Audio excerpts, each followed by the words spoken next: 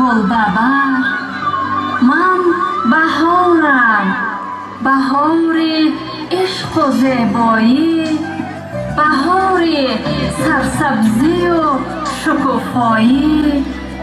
من ملکه بهارم، بهاری که با آمدنم نخل آدمانی که روی عالم را سرسبز میگردانم، بهاری که به قلبها سرور، به لبها خنده و به محفلها شور و شوقی بی اندازه هدیه می سازم. من بهارم، من بهارم. چه خوش است که شما مهمانان ارجمند و حاضرین گرامی حضورم را در این بزمگاه احساس نموده با چهره های خندان و با قلب های از مهر فراوان آمدنم را پذیرایی می نماید.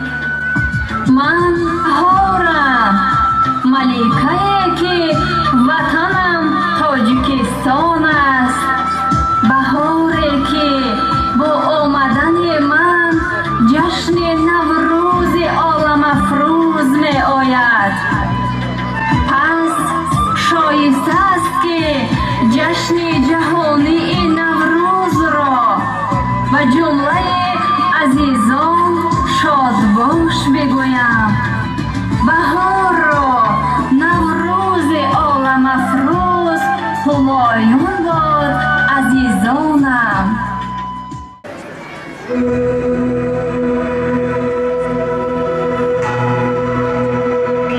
جشن نوروزی عجب آمده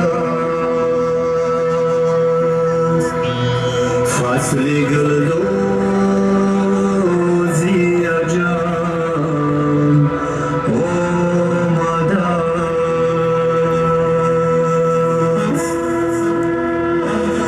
جشن نوروز مبارک باشد، وقت فیروز مبارک باشد، مبارک باشد، مبارک باشد.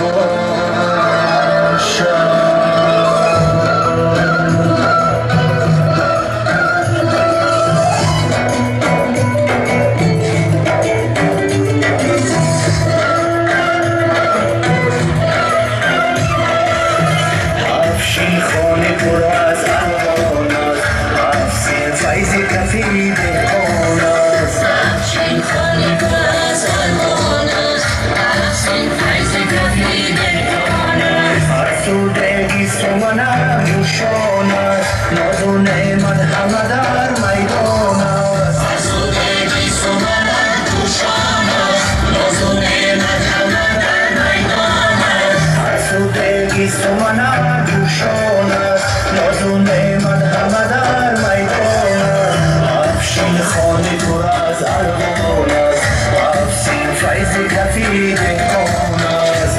افشین خانه پر از الوان است، افسین فیض کفی دهقان است.